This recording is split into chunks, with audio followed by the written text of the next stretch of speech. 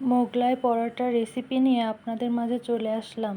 আমি বাসায় কিভাবে মোগলাই পরোটা তৈরি করি সেটা আপনাদের সাথে শেয়ার করছি। আসসালামু আলাইকুম, সবাই কেমন আছেন? আশা করছি অনেক ভালো আছেন। আমিও আপনাদের দোয়ায় আলহামদুলিল্লাহ ভালো আছি। আমি এখন মোগলাই বানানোর জন্য 1 কাপ ময়দা, লবণ, তেল আর নর্মাল পানি দিয়ে এখন আমি ময়দার ডোটাকে মেখে নেব। আমি অল্প অল্প পানি দিব আর এই ডোটাকে ভালো করে মেখে নিতে হবে। এই মোগলাই পরোটা বানানোর জন্য ডোটাকে যত ভালো করে মাখা হবে তত বেশি মোগলাইটা পারফেক্ট হবে। আপনারা সবসময় চেষ্টা করবেন মোগলাই পরোটাটা বানানোর জন্য আটাটাকে 30 মিনিট 40 মিনিট আগে মেখে রাখবেন।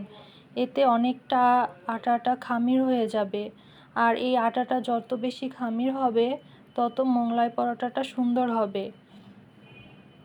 তো আমার মাখানো শেষ। এখন আমি 30 মিনিটের জন্য এটা সাইডে রেখে দিচ্ছি। বাকি উপকরণগুলো আমি এখন রেডি করে নিচ্ছি। আমি এখানে একটু গরুর মাংসের কিমা দিব, আর পেঁয়াজ কুচি নিয়েছি, মরিচ কুচি নিয়েছি আর 2টা ডিম।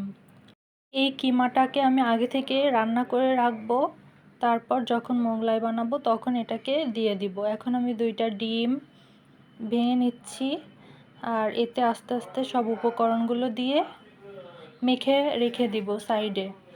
আমি এখন কাঁচামরিচ দিয়ে দিচ্ছি, পেঁয়াজ কুচি দিয়ে দিচ্ছি। এখন সব উপকরণগুলো দিয়ে ভালো করে মেখে এটা সাইডে রেখে দিব। এখন আমি এতে লবণ দিয়ে দিচ্ছি।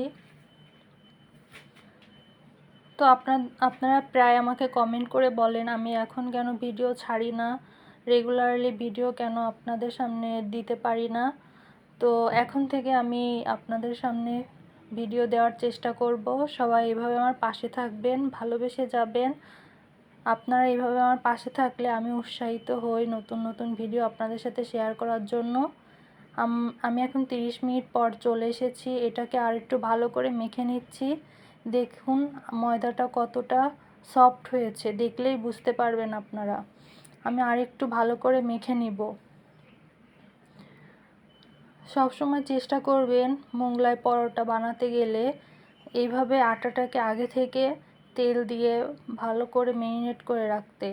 এটা যতটা সফট হবে আপনার মোগলাই পরোটাটা ততটা ভালো হবে, খেতেও মজা হবে, দেখতেও অনেক সুন্দর হবে।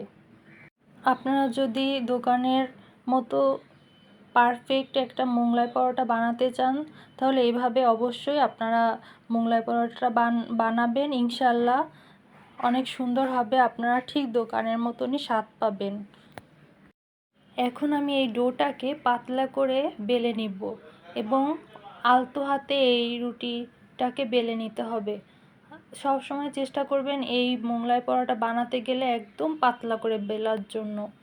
যত পাতলা করে বেলবেন মোগলাই পরোটাটা কিন্তু পারফেক্ট হবে। এখন আমি একটু তেল দিয়ে নিচ্ছি, দিয়ে এখন আমি পাতলা করে বেলে নিব। সো আপনারা সব সময় আমার ভিডিও সম্পূর্ণ দেখার চেষ্টা করবেন। আমার ভিডিও বলে বলছি না, অন্যের ভিডিও সম্পূর্ণ দেখার পর কমেন্ট করবেন। এখন আমার পাতলা করে বেলা হয়ে গেছে, দেখতে পাচ্ছেন বড় একটা মোগলাই পরোটা কিন্তু আমি বেলে নিয়েছি। এখন এর ভিতর আমি ডিমের এই মাখানোটা দিয়ে দিচ্ছি, দিয়ে হাত দিয়ে ভালো করে সব জায়গায় এভাবে মাখিয়ে নিতে হবে। এখন আমি সেই গরুর মাংসের কিমাটা দিয়ে দিচ্ছি। আপনারা নাও দিতে পারেন, আপনারা শুধু ডিম দিয়েই মোগলাই পরোটা বানাতে পারেন। আমি দিয়েছি, আমার ভালো লাগে তার জন্য আমি দিয়েছি। বাসার সবাইকে এভাবে খাওয়াবো এর জন্য আমি দিয়েছি। আপনারা শুধু ডিম দিয়ে বানাবেন। আমার ভিডিও যদি আপনাদের ভালো লেগে থাকে অবশ্যই লাইক করবেন, কমেন্ট করবেন, শেয়ার করে দিবেন। আমার নতুন নতুন ভিডিও পেতে চাইলে আমার পেজটা এবং আমার সাবস্ক্রাইব করে রাখবেন নতুন নতুন ভিডিও সবার আগে পাওয়ার জন্য। সবাই আমাকে অনেক ভালোবাসেন, আমার পাশে থাকেন, আমি অনেক হ্যাপি হই আপনারা এরকম আমাকে ভালোবাসা দিচ্ছেন। আমি আপনাদের জন্য এতটুকু আসতে পেরেছি।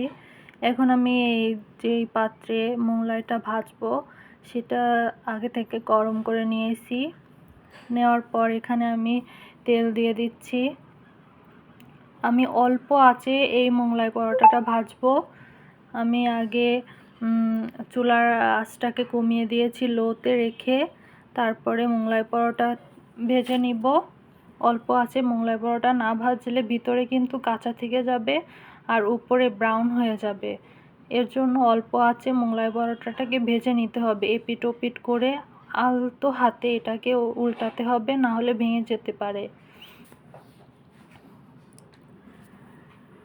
আমি এখন এপিট ওপিট করে ভালো করে ভেজে নিচ্ছি।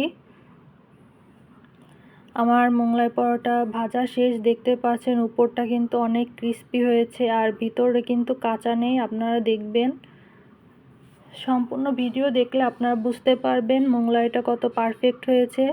নিজের রান্না বলে বলছি না, আপনারা দেখলে অবশ্যই বুঝতে পারবেন।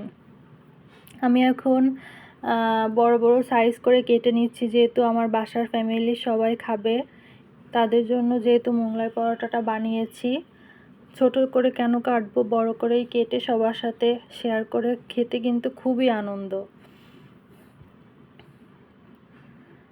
আমি এখন প্লেটে সাজিয়ে নিয়েছি। মাশাআল্লাহ, দেখতে অনেক সুন্দর লাগছে আর খেতেও অনেক মজা হয়েছে।